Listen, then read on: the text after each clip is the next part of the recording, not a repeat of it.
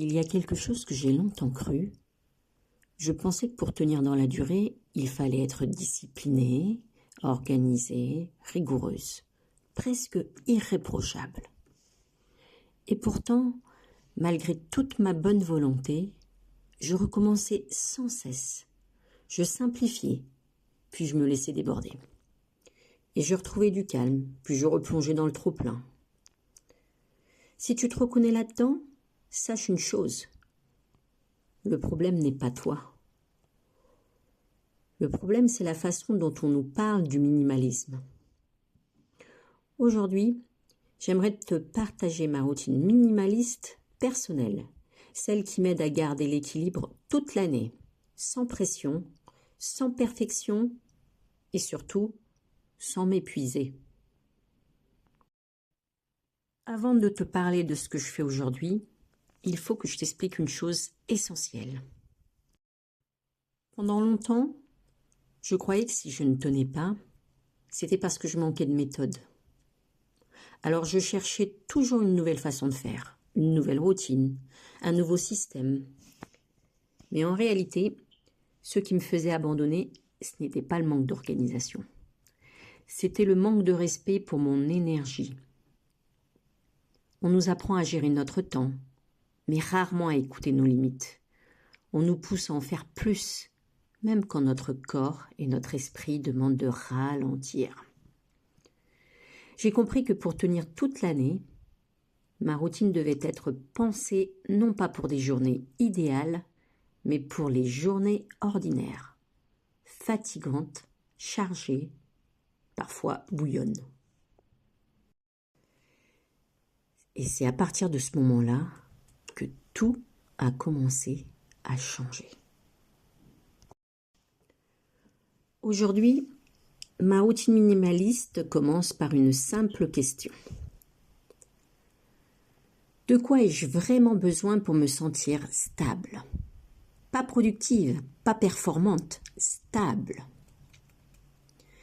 Certains matins, cela signifie prendre 5 minutes en silence, avant même de regarder mon téléphone. D'autres jours, cela veut dire faire une seule chose à la fois, sans me disperser. J'ai arrêté de vouloir des routines longues et ambitieuses. J'ai choisi des gestes petits, mais fiables. Parce que ce sont ces gestes-là qui tiennent quand la motivation baisse. Et cela m'a amené à faire un autre choix important. Aujourd'hui, je n'ai pas 10 habitudes quotidiennes. J'en ai 3. 3 habitudes que je peux maintenir, même quand je suis fatiguée, même quand la semaine est chargée. Par exemple, remettre chaque espace à 0 le soir sans chercher la perfection.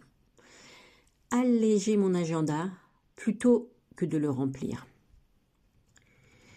Et m'accorder un moment de calme, même court. Ces habitudes ne sont pas spectaculaires, mais elles sont solides. Le minimalisme durable, ce n'est pas faire beaucoup, c'est faire peu, mais longtemps. Et pour que cela fonctionne, j'ai compris que la maison et le mental sont indissociables. Chaque jour, je crée volontairement des moments d'ancrage. Cela peut être une tasse de thé prise en pleine conscience, une respiration profonde avant de passer à autre chose, ou simplement ranger un espace précis, toujours le même. Ces petits rituels rassurent le cerveau. Ils donnent un sentiment de continuité. Même quand tout semble chaotique, ils me rappellent que je suis aux commandes. Mais il y a une chose essentielle dont on parle très peu. Il y a des périodes où je suis très alignée et d'autres où je le suis moins. Avant, je vivais cela comme un échec. Aujourd'hui, je le vois comme un cycle. Je sais que certaines saisons demandent plus de repos, que certaines périodes sont plus chargées émotionnellement. Ma routine minimaliste s'adapte, elle se resserre, elle devient plus douce. C'est cela, tenir dans la durée. Ne pas lutter contre soi, mais avancer avec soi. Et si je devais résumer tout cela en une seule idée, le véritable équilibre ne vient pas du contrôle, mais de l'écoute. Le minimalisme n'est pas une performance, c'est une relation que l'on entretient avec soi-même. Chaque fois que je simplifie, je me demande, est-ce que cela m'allège vraiment? Si la réponse est oui, je continue. Sinon, je réajuste. Dis-moi en commentaire, quelle habitude dans cette routine te semble la plus réaliste pour toi aujourd'hui? Il n'y a pas de bonne ou mauvaise réponse, il y a simplement ton rythme. Merci d'avoir partagé ce moment avec moi.